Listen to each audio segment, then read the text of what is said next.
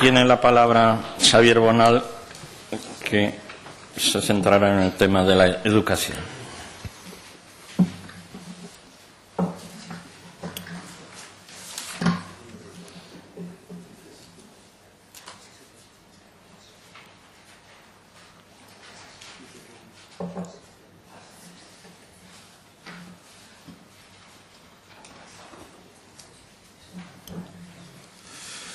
Muy bien, buenas tardes. Muchas gracias a los organizadores. Me sumo también a los agradecimientos. Voy a intentar ser muy breve y restringirme lo máximo posible al tiempo. Un preámbulo. Voy a hablar básicamente de aspectos que hacen pensar en más persistencia que reducción de la desigualdad en España, de la desigualdad educativa en España en los últimos años. Solamente una previa que me parece importante destacar. Cuando hablamos de desigualdad educativa, tenemos que tener presente de que estamos hablando probablemente de una institución, dentro de todo, la menos desigual de las que tenemos, pero que es, sin embargo, condición necesaria, pero no suficiente para la reducción de la desigualdad económica. Por lo tanto, o bien somos capaces, la primera reflexión sería la siguiente, o bien somos capaces de reducir significativamente desigualdad educativa, o pensar que hay grandes expectativas de reducción de la desigualdad económica entre los grupos sociales sería demasiado naif o demasiado ingenuo. Veremos que tal como están las cosas, yo al menos no soy muy optimista, pero bueno, a ver si no les convenzo y salimos de dudas con el debate luego.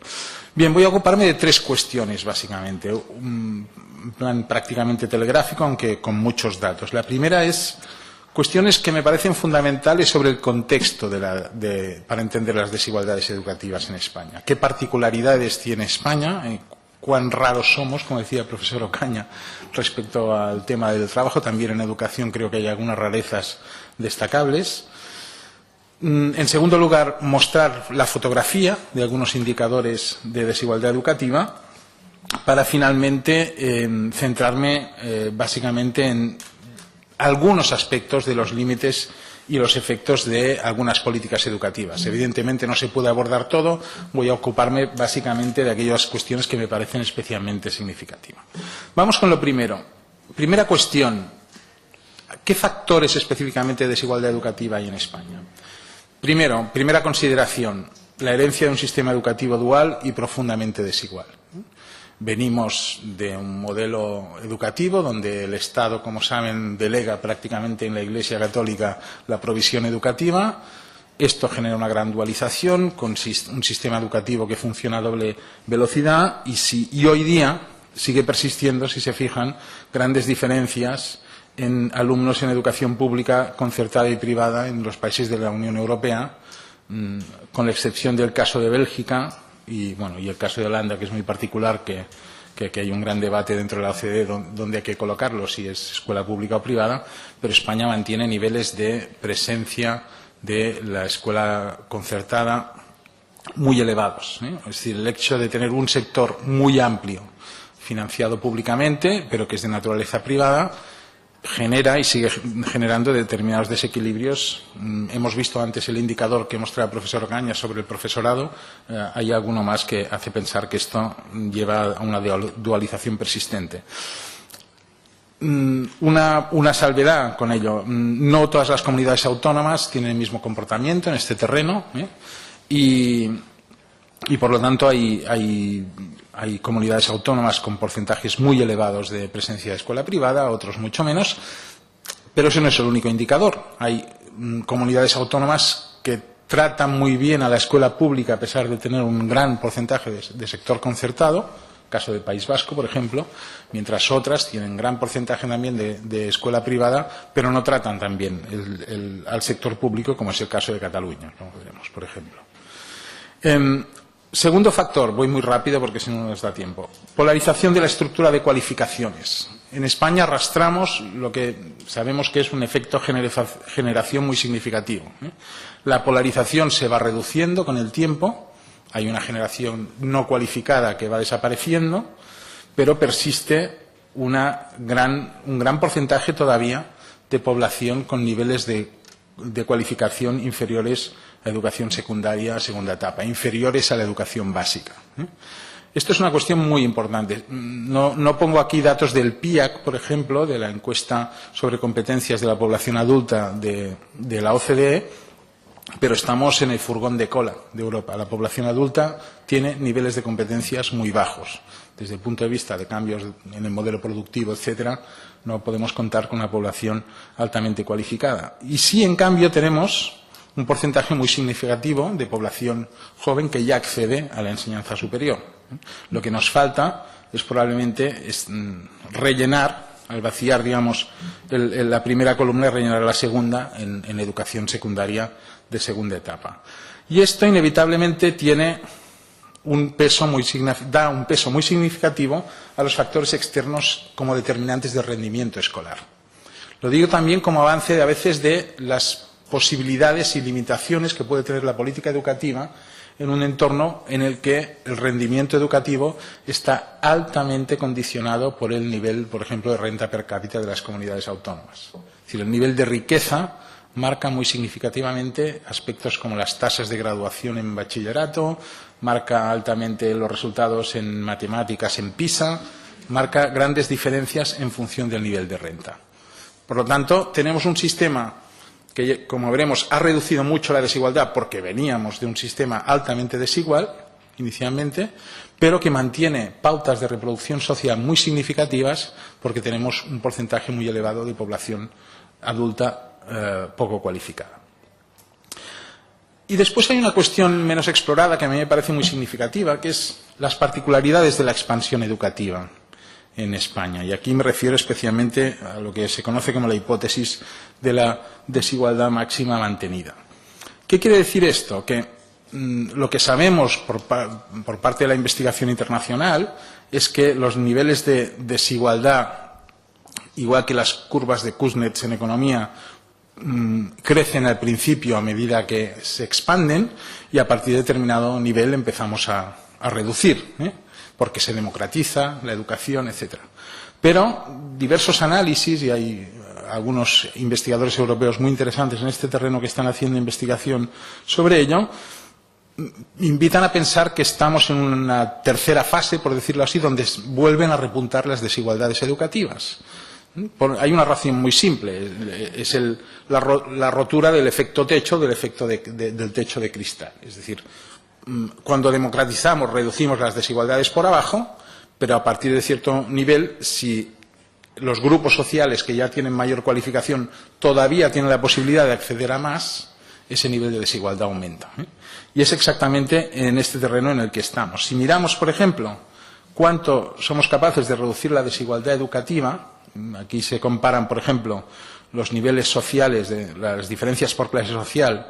Vemos, por ejemplo, que en la población joven respecto a la población mayor se reduce solamente la desigualdad de forma significativa entre el nivel medio, entre la clase media, por decirlo así, y la clase baja. La clase baja respecto a la clase media es capaz de reducir las desigualdades, pero en cambio la clase media respecto a la clase alta no es así. Al contrario, todo hace pensar que estas desigualdades han seguido aumentando. Visto desde el punto de vista, esta hipótesis visto desde el punto de vista de las distintas cohortes, y esto coincide con algunos análisis sobre movilidad social en España que se están realizando, lo que podemos observar es que estas son observaciones internacionales, ocurre lo que ha pasado en muchos países, que las cohortes nacidas antes del 74 están en una situación donde el acceso a la educación permite reducir la desigualdad educativa, pero a partir de mayor número de años de escolarización, esta desigualdad educativa puede volver a aumentar. ¿Cuál es la particularidad de España en todo esto? Pues que todo este proceso se ha comprimido. Ha habido, por decirlo así, un proceso de simultaneidad, de expansión y crisis de la escuela de masas. Y esto genera la particularidad de un gran número de personas que acceden a la educación superior y, en cambio, simultáneamente, falta de recursos, falta de dificultad y mayor dificultades de la población con menos recursos para alcanzarlo. Y, finalmente, el quinto factor que me parece fundamental destacar, como ya se ha mencionado esta mañana también, son los efectos de la inmigración en la década de los años 2000.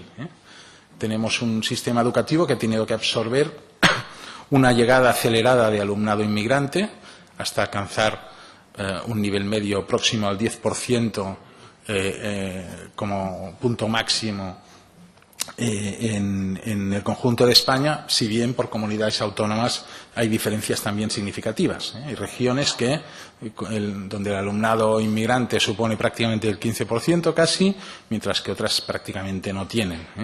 Esto ha planteado según qué comunidades, y especialmente en zonas urbanas como Barcelona y Madrid, un reto desde el punto de vista de la desigualdad muy significativo y, como veremos, ha tenido un efecto muy importante sobre la segregación escolar. Bien, vamos pues a visualizar simplemente a modo también prácticamente fotográfico algunos aspectos de la desigualdad educativa que creo que merecen la pena destacar. Primero, el tema de la educación infantil. Diversos estudios cada vez señalan más su importancia como elemento predistributivo, como elemento efectivamente capaz de reducir la desigualdad. Si se fijan en la tasa de escolarización a los 2 años, se puede observar que hemos mejorado de una forma significativa. El acceso a la educación infantil de 0 a 3 años ha aumentado, pero cualquier análisis desde el punto de vista de la desigualdad social nos muestra que existen diferencias muy significativas y que la crisis ha agravado en función de si la persona es de nacionalidad española o extranjera, en función del nivel de estudios de la madre o de su situación profesional. La crisis aumenta, digamos, las dificultades de acceso de aquellos grupos sociales que potencialmente pueden beneficiarse más del acceso a la educación infantil. Y esto es un freno para la equidad probablemente el más significativo. Y creo que en este terreno hay mucho que hacer. Como veremos, por ejemplo, hay un aspecto que a mí me parece central, que es que hay incluso el diseño de las políticas de acceso a la educación infantil no está pensado desde esta lógica, sino desde la lógica puramente de la conciliación familiar y laboral, que tiene su razón de ser, pero no debería ser prioritaria en este terreno y lleva, por ejemplo, a que que las madres en paro, por ejemplo, no puedan acceder a la educación infantil. ¿Qué ha pasado con la evolución del abandono educativo temprano? La mejor política para reducirlo es una buena crisis. Como saben ustedes, el abandono educativo temprano se ha reducido no por políticas activas en este terreno, sino fundamentalmente porque la crisis vacía a los mercados de trabajo de jóvenes que no les queda más remedio que permanecer en el sistema educativo. También en este terreno, de todos modos, tenemos niveles de desigualdad muy significativos, aparte de la desigualdad por sexo, que es significativa. Los chicos abandonan mucho más que las chicas en este terreno, pero los análisis de estas transiciones entre abandonar o continuar los estudios por clase social nos muestran diferencias brutales en este terreno. El problema de la persistencia del fracaso escolar, de la persistencia del abandono educativo en determinados grupos sociales es muy evidente, es muy persistente y además con poca capacidad realmente de corrección hasta ahora, porque tenemos, como digo, políticas débiles más allá de los resultados directos de la crisis. Otro dato, simplemente otro pantallazo, las desigualdades en resultados de los alumnos de bajo rendimiento según el nivel de estatus socioeconómico y cultural que establece la OCDE en PISA. Fíjense que llegan a ser hasta 6 veces superior el número de alumnos de bajo rendimiento de procedencia social baja respecto a los que tienen nivel de estatus socioeconómico alto. No hay que olvidar que este es uno de los objetivos de la Agenda Europea de reducción del número, bajarlo por debajo del 10% en el 2020. Tenemos unos resultados todavía, fíjense que con mucho camino por recorrer. O las diferencias de rendimiento que tenemos, todas significativas, en el alumnado inmigrante y el alumnado autóctono. Piensen que estos son puntos en la escala PISA. PISA calcula aproximadamente que 30 puntos de diferencia equivalen prácticamente a un curso escolar. Por lo tanto, fíjense de qué nivel de retraso estamos hablando entre un tipo de alumnado y otro. Es también significativo observar que estas diferencias no correlacionan directamente con la proporción de alumnado inmigrante que tiene el sistema educativo. Es decir, hay sistemas educativos con elevado porcentaje de población inmigrante y con relativas diferencias bajas en este terreno, mientras ocurre también lo contrario en otros. No hay una relación directa, que a veces determinados discursos políticos tienden a subrayarlo. O, fíjense, estos son datos específicos creo que de la Comunidad de Madrid. ¿Qué ocurre con los resultados educativos, el aspecto al que me refería antes de la segregación escolar, en función de este índice de inclusión social, económica y cultural que utiliza PISA, que no es más que identificar cuánta mezcla, digamos, desde el punto de vista socioeconómico tienen las distintas escuelas, y fíjense la relación evidente que existe entre sectores de titularidad, nivel de puntuación en PISA y el nivel de inclusión-exclusión social. Bien, ya para terminar, también de forma telegráfica, 4 o 5 aspectos que a mí me parecen clave de lo que ha ocurrido con las políticas educativas en España para comprender esta persistencia de determinadas desigualdades. Es decir, lo que se ha hecho y, sobre todo, lo que no se ha hecho. Primera cuestión, gasto. El profesor Ocaña ha mostrado muy bien cómo hemos recortado este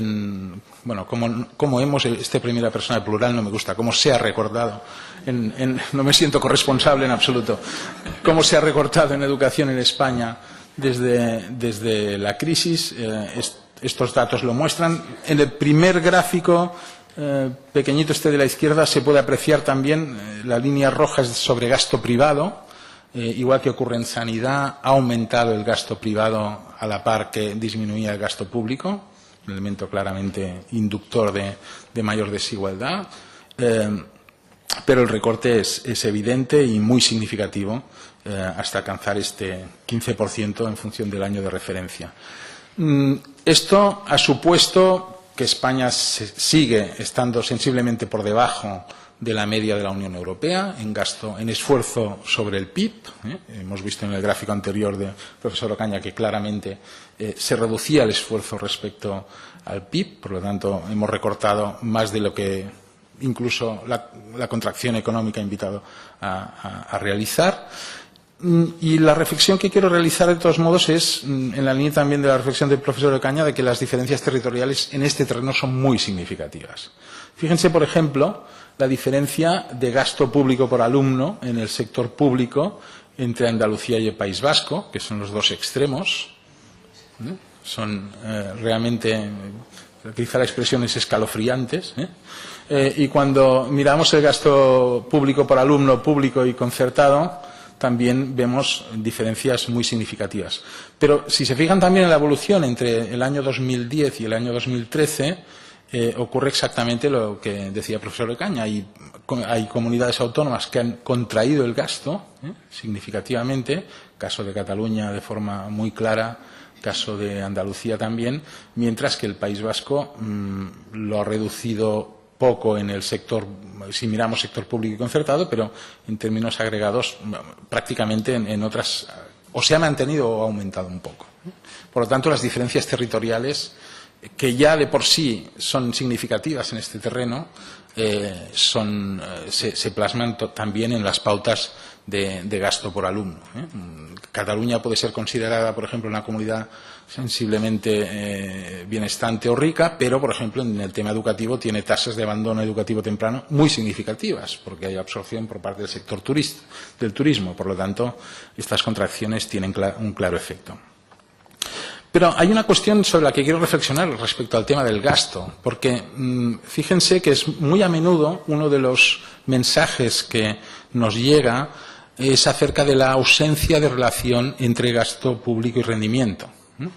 Y efectivamente, cuando uno mira los datos de la OCDE, este es uno de los gráficos favoritos de la OCDE y también de algún político español cuando enseña estos datos, es que efectivamente solamente a niveles muy bajos de gasto existe una relación entre el nivel acumulado de gasto y rendimiento, pero a partir de determinado umbral esta relación desaparece y no por gastarte más obtienes mejores resultados.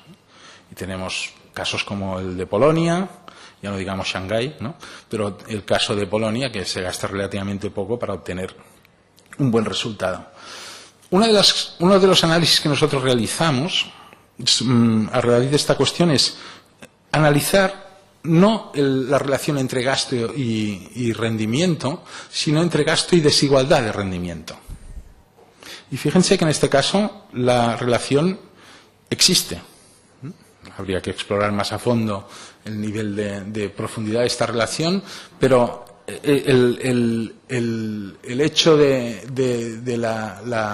umbral, este plano que hemos observado antes, es más que cuestionable. Por lo tanto, sí que es probable que cuando hablamos o al menos no podemos dejar tan a la ligera, cuando hablamos de contracción de gasto, que ello no tenga efectivamente efectos sobre los niveles sociales más bajos y sobre la desigualdad potencial de rendimiento.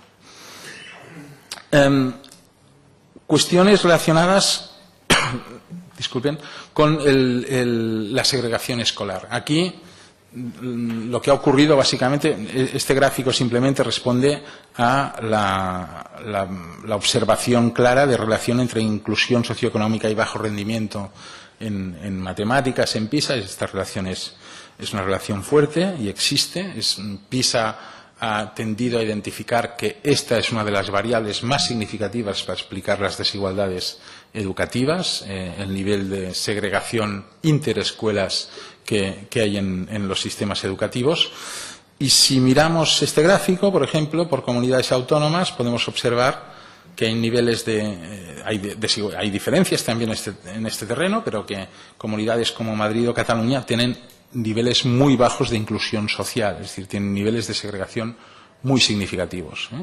Polarización, no solo por una cuestión de polarización entre red pública y red concertada, existe una polarización cada vez mayor y más significativa dentro de la propia red pública. Existen, por ejemplo, y esto es una cuestión que nosotros estamos analizando en estos momentos, que son las reacciones de clausura social, es decir, cómo determinada clase media en estos momentos, que probablemente por cuestiones de crisis económica tampoco accede al sector privado, se queda en la pública, pero se encierra en la pública y no deja entrar a nadie más, por decirlo así, y existen mecanismos que polarizan todavía más la demanda.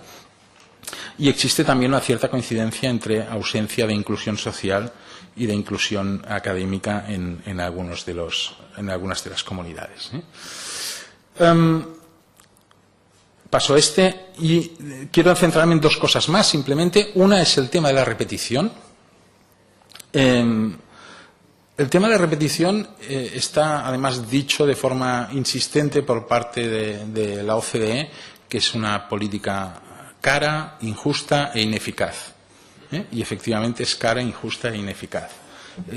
Por un lado, fíjense la desigualdad en la repetición por niveles sociales desiguales, pero es también significativo observar que nuestro sistema es especialmente injusto porque a igual nivel de puntuación repite mucho más los estudiantes de nivel socioeconómico bajo.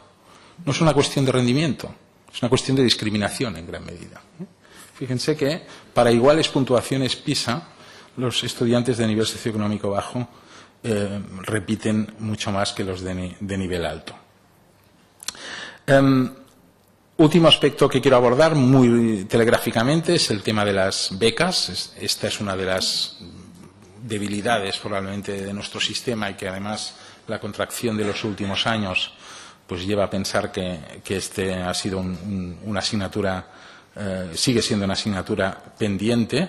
Y no solamente es una cuestión también de debilidad de cobertura e intensidad del sistema de becas, es también una cuestión de incluso regresividad en la financiación. En este gráfico son índices de progresividad y regresividad del gasto público, del gasto educativo. Fíjense que solamente las columnas que van hacia abajo son financiación progresiva, solamente la primaria pública y la secundaria pública son niveles de financiación donde hay progresividad de gasto. Este es un análisis de mi colega Jorge Calero. Y en cambio, tanto en primaria concertada como en secundaria concertada y también en el sistema de becas, lo que se observa es regresividad del gasto. Por lo tanto, hay aspectos que llevan a pensar en que tampoco la distribución es la adecuada. Un último mensaje, y con esto cierro. Este gráfico es interesante porque, fíjense que nos muestra por cuadrantes la relación entre las diferencias por nivel socioeconómico, por un lado, y las diferencias en puntuaciones PISA y el nivel alto o bajo de puntuación en matemáticas. Es decir, hay países con baja puntuación en PISA, relativamente, con España estaría entre ellos, y una alta diferencia según nivel socioeconómico, en eso no estamos tan mal comparado con otros países. Hay países con baja puntuación y baja diferencia según nivel socioeconómico, es decir, el cuadrante de abajo a la derecha es lo peor y el de arriba a la izquierda es lo mejor, ¿no? Y es hacia donde deberíamos tender, ¿no? A excelencia, tener niveles altos de puntuación y muy baja diferencia por nivel socioeconómico. Fíjense que a partir de Polonia y de Bélgica no hay nada en el cuadrante de la derecha. El mensaje es claro, es decir, si realmente queremos mejorar la excelencia educativa, solamente se puede conseguir a partir de mejorar el rendimiento de aquellos que están peor, por lo tanto, reduciendo la desigualdad educativa. Por lo tanto, el objetivo de la reducción de la desigualdad educativa no solamente es una cuestión de equidad y justicia social, es también una cuestión de eficiencia educativa. Y por ahí deberían ir los tiros. Muchas gracias.